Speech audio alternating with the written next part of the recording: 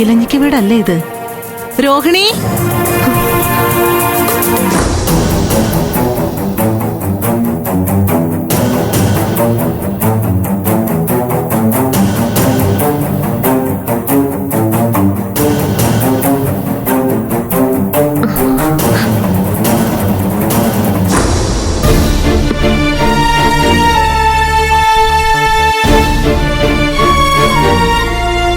അപ്പൊ എനിക്ക് വീട് തെറ്റിയില്ല.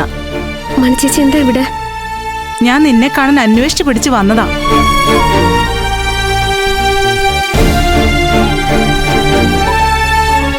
മോളിങ് വന്നേ, ഒരു കാര്യം പറയട്ടെ.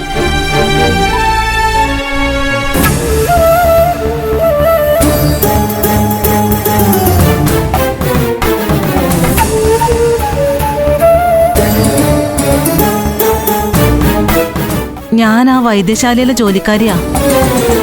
ഞാനിതൊന്നും ഇവിടെ വന്ന് പറയാൻ പാടില്ലെന്നറിയാം. എന്നാലും രോഹിണിയുള്ള ബന്ധം വെച്ച് ഇത് പറഞ്ഞാലേ പറ്റുള്ളൂ എന്ന് തോന്നി. എന്ന് പറഞ്ഞ മണിച്ചേച്ചിക്ക് എന്താ പറയാനുള്ളതെന്ന് പറഞ്ഞില്ലല്ലോ. പറയാം. അവിടുത്തെ ചികിത്സ ഇങ്ങനെ പോയാ വിനയചന്ദ്രന് ജീവനോടെ ഇനി ഇങ്ങോട്ട് കൂട്ടിക്കൊണ്ടുവരവ് ഉണ്ടാവില്ല.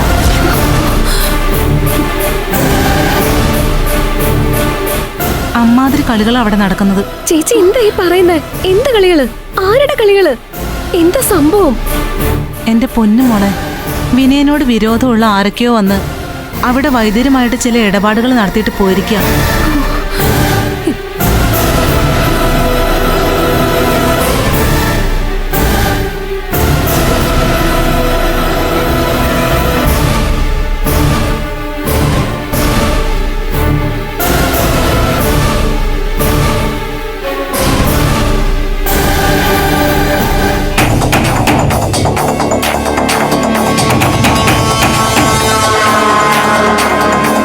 വന്നവരാരാ, കൊടുത്തത് എത്ര ലക്ഷങ്ങളാ എന്നൊന്നും എനിക്കറിയില്ല.